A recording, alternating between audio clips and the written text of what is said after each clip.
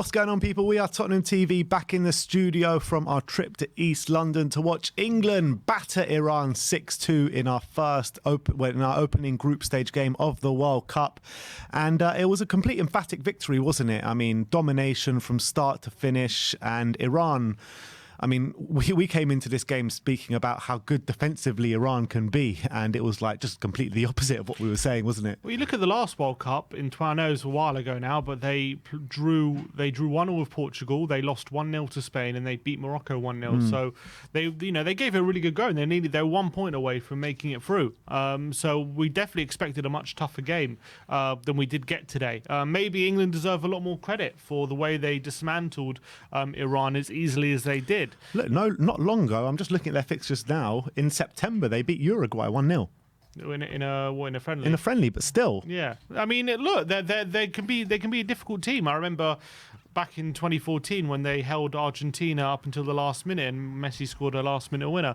Like, they can be a tough team to play against. So, England have to have a bit of credit for how first of all they were pretty. From minute one, they were pretty much dominant throughout the whole 90 minutes. Iran barely had a touch. So easy, didn't we? Like, they had 2 goals, Iran, but the scoreline flatters them with that 6-2. They didn't deserve 2 goals. I know they got the 2.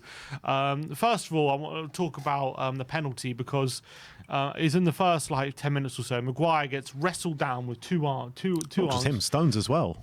But like literally rugby tackling Harry Maguire to the ground. Like the most blatant penalty you're ever going to see. And then in the last minute of the game, like, there's a tiny little tug on an Iran player's shirt, and they go to VAR and they check it. And they're trying to find like the slightest bit of Stones pulls his shirt, no doubt, but how can they go to VAR with that decision? But the decision, the first 10 minutes when Maguire's getting wrestled with two arms around him like this, like a bear hug, wrestled to the ground, like, it's like not even looking at the ball, and that doesn't get VAR checked. Yeah, look, I don't get it. It's a joke. Understand. At the end of the day, it's a joke, but thankfully we're not sitting here talking about like these decisions costing us. Because... I know, but where's the consistency in one game? Like, I don't understand. If that's like the consistency we're going to see from VAR going forward in this tournament, then you got this. That's worrying, because that was a really worrying moment. Like, understand subjectivity between referees, right? Like, one referee thinks one thing's a foul, and sometimes you only can get consistency over a whole season, but within one game. Yeah, that's hard to take. No, it's a joke. It's a joke, and I think that our one was like 50%, 100% more of a penalty than theirs was, even though both of them probably were.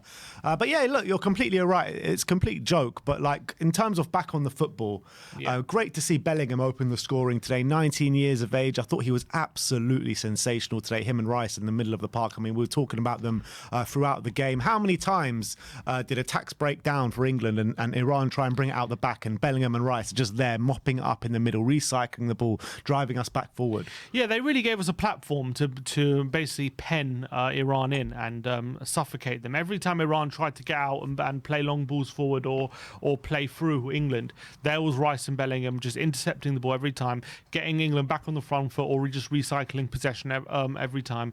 That happened countless of times during the game, and their boundless amount of energy. I think it was with Bellingham, it was more his energy and enthusiasm to get around the pitch. But with Rice, I felt like he barely broke a sweat. It was just his reading of the game was getting him in the position. He's such a good player, to get him to nick the ball time and time again. I mean, it was absolutely brilliant. Obviously, Bellingham did open the scoring with a fantastic header, looping header into the far corner. What a brilliant header that was. No keeper saving that away. Yeah, brilliant moment for him. And been a lot of talk about Bellingham and where he's going to go, and obviously for England his appearances have been few far between. He is only 19 years of age, so it's hard to say they should have more England appearances, but I think maybe this tournament and maybe this performance might start solidifying him in the first 11 now after that, because obviously we've been struggling to find a partner for Rice without Calvin Phillips there, who's obviously done well, but with his injury you're thinking haven't really had a consistent partner with him, but he looks like he fits the bill. I know it's only against Iran, but I would say like that's the most accomplished midfield pairing I've seen for a long time for England. Like, I just thought they were sensational, both of them, in every sort of facet they did on the pitch. And you're talking about the players going forward. I thought Harry Kane had a really strong game today, really nice touches, playing players through on goal, 2 assists to his name today. I know he didn't get a goal, not even a shot on goal, but he put in a really good performance that enabled everyone around him, didn't he? Yeah, and his 2 assists were class as well. I mean, the assist for the 3rd goal, I don't think he'll get enough credit for, but it's a really hard pass to make that around the corner right onto Sterling's foot.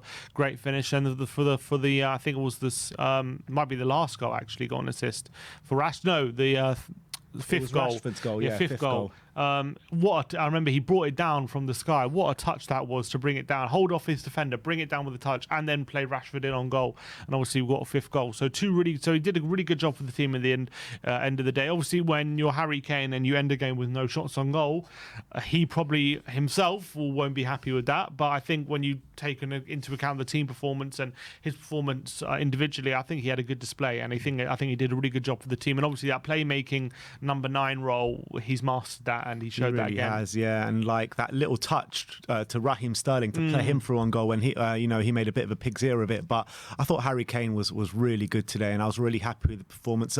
Slightly worrying about his ankle. Obviously, there was a really bad challenge in there. His ankle seemed to roll underneath the Iranian player's leg. Apparently, he has been limping after the game. So hopefully, we just got to hope that it's nothing more than that. To be honest. Yeah, he did a video after the game saying thank you to the fans and everything, and he didn't mention an injury, so hopefully that's a good sign. We'll have to wait and see what the if there's a scan or whatever.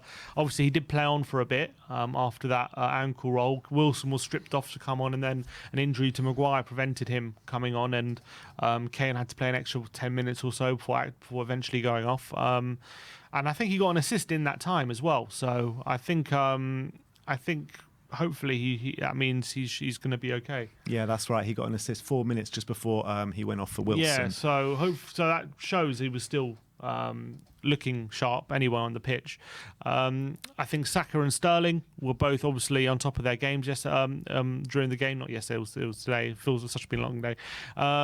Sterling was a bit frustrating in the first half, I felt, but then he really came into the game and then obviously got a goal and then started to really hurt Iran, and was actually playing really good in the central areas. He's got that assist for Saka, didn't he? Yeah, and obviously Saka had 2 nice finishes. One drop from the corner, volleyed into the top corner, and then another nice finish where he cut inside, got a little deflection on it and into the far corner.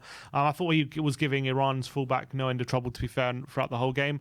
And another positive as well, set pieces. I thought we were looking really dangerous on set pieces. Shaw was picking in some nice ones today, wasn't he? Shaw and Trippier, both of them from either side. We favoured the outswingers, interestingly enough, this game. But it worked because more often than not we were aiming for Maguire, and he won them 9 pretty much every time. He was brilliant today, by the way, Harry Maguire. Yeah, he really was. So you've got to give credit where credit's due, because everyone, when they saw Maguire's name on the team sheet, was, oh God, Harry Maguire. Everyone, when they saw his name even being called up, never mind on the team sheet, was berating that and berating Southgate. But he played really well today. You've got to give him credit. I know, but it's not, in a weird way, it's not going to give anyone, he's not going to get any credit for it in a way, because one mistake against USA or Wales and it's back to Maguire again, you know what I mean? Yeah. If he put in that display against a better team, then he gets a bit of credit in the bank, but because it's only Iran, I don't think he won't get much credit for it. I get it, but his ability from attacking set pieces are second to none, and we saw that today. How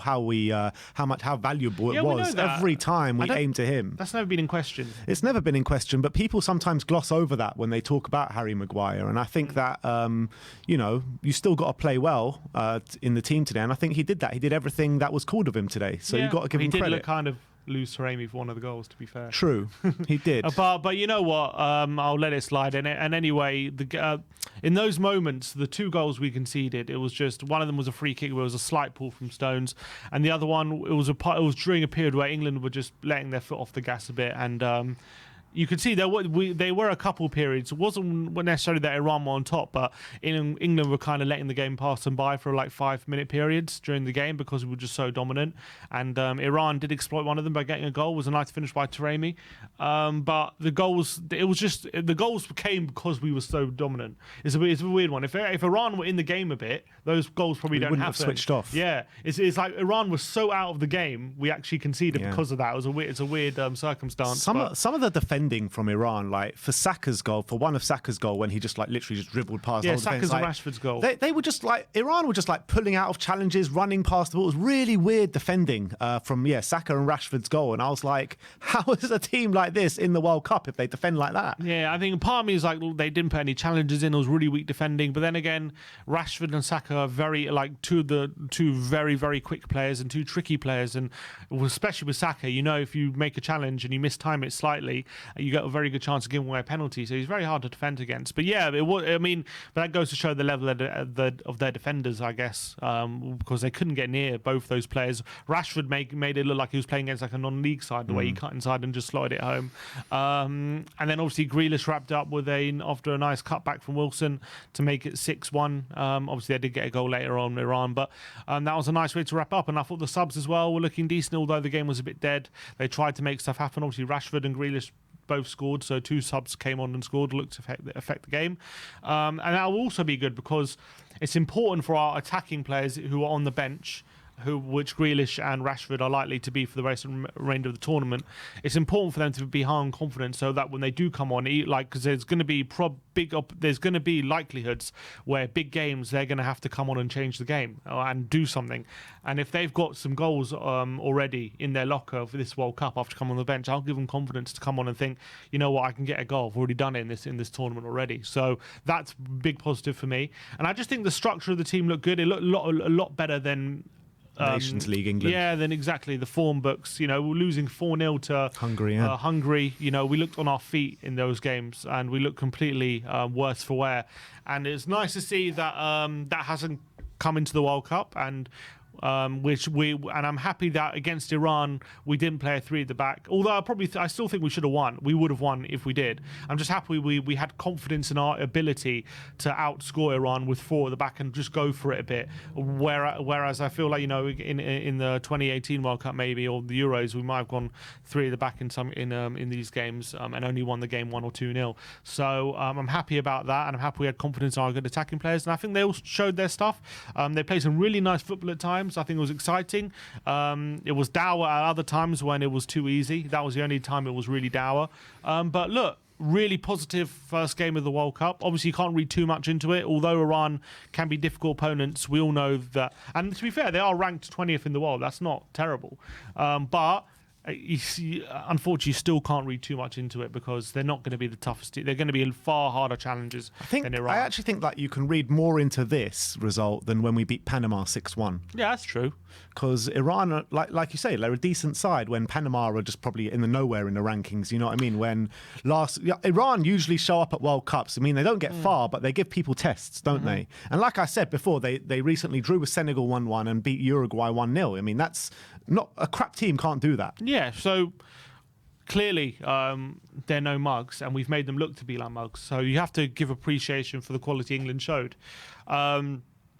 But just because we beat Iran doesn't mean we're going to go win the World Cup. That's what I'm saying. It's coming home, people. It's coming home. But I'm glad we're looking good. We're looking confident, and that'll hopefully breed confidence. The one attacking player, though, that I thought probably should have done better today, and I expected better from, was Mason Mount. I thought he was probably the poorest one out of our attacking players today. I thought he was decent in like general play, like pinging balls out wide and things like that, and getting players up the pitch, like getting the ball to wing backs and stuff. But when it got into the final third, like when he had to play a killer pass or get a shot off, he wasn't really doing that kind of job. But I thought if it depends. If we're playing like a 4-3-3, then I guess I would say Mason Mount actually did a decent job. But if we're playing like a 4-2-3-1 with him, the 10, I would say you will probably want a bit more output from him in a way. Yeah, I'd like to see Foden play that role. I really would.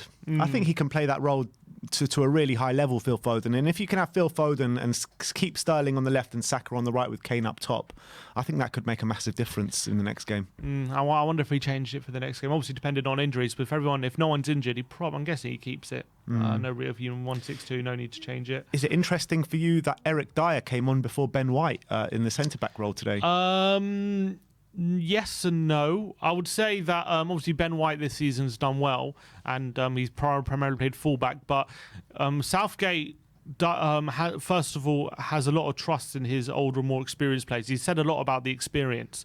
It was interesting to say what he said before when he selected his team. He said that when asked about why he left out Tomori and them lot, and I think Guehi, he said that the younger centre-backs haven't done enough to replace the older, more experienced centre-backs. So he clearly has a lot of trust in them. Dyer obviously was in the 2018 World Cup. I think was more of a midfielder back then, not a centre-back, but he was there. So he knows Eric Dyer very well. But he didn't bring him up for the Euros, though, did he? He didn't bring him up for the Euros. That was because, he wasn't playing well enough then. Obviously, he was in bad form going into this World Cup, but in general, since Conte's come in, he's been a very good centre back, I think. So I think, seeing as he's a player he knows, and he's a player that wanted to that he's given a call up after a while of not being in this setup. It's not a total surprise that he went for Dyer in this game. I mean, for me, I know it's Arsenal player against Spurs. I just think Ben White's just playing a lot better than Eric Dyer at the moment, and I think he's shown much higher level. And if I was Southgate, I would probably bring on a Ben White before. To be fair, I probably would have started Ben White over Maguire, to be fair. But look, it is what it is, and you can't really complain right now. Who's more similar to Maguire? Is it Dyer or Dyer? Yeah. So maybe he just went for like and see out the game. Maybe he thinks as like Ben White as a Stones comparison, maybe, and maybe he looks at it like that. But who knows? Look, at the end of the day, it's an emphatic victory. You can't really complain after watching that 6-2 victory. The only thing really to complain about is the 2 goals we conceded. But if you score 6, is there really much to complain about? Yeah, and as I say, the goals we conceded is because we switched off. Obviously, that's no excuse. You shouldn't switch off, especially in the World Cup. But we were just so dominant. Like, I don't think they had any shots on goal on those 2 goals they scored. Like, it was so much played in England. 3 shots on target today. I think possession-wise, it was like 70% England. Like it was 78%. 78% in the end. 78%. It's ridiculous. So look at how dominant we were. And not only were we dominant, it wasn't like we had all this possession without doing anything of it. It was like whenever we went forward, it looked like we were going to score. And as it proved as well, like every time after they scored, I think we went and scored pretty much straight away. That's how the game went. It's like whenever we wanted to, pretty much we could just score. That's how it felt. Yeah. So I don't think we should read too much into the fact that we conceded 2. I think that if we play against say USA and they're more in the game, which I expect, than Iran were, I'm sure we'll be more switched on in those moments. So hopefully it's nothing to read too much into that. But then again, Maguire did let Taremi get a run on him, and Jones he went off injured as well as Maguire. So we'll see what happens. He said he was feeling a bit ill. That's why he went. Oh, is that what it was? Okay, fine. So hopefully he's all right. So look, that brings an end to the match review. A really good victory in the opening game out in Qatar, 6-2. Back on Friday when England play USA, 7 p.m. kickoff. Very much looking forward to that game. Right now, Wales are taking on USA, so we'll be keeping a clean eye on the result of that game and see where it stands us in the group for Friday night. But thank you everyone for joining us today. Like, subscribe and comment. And as always, come on England. Oh.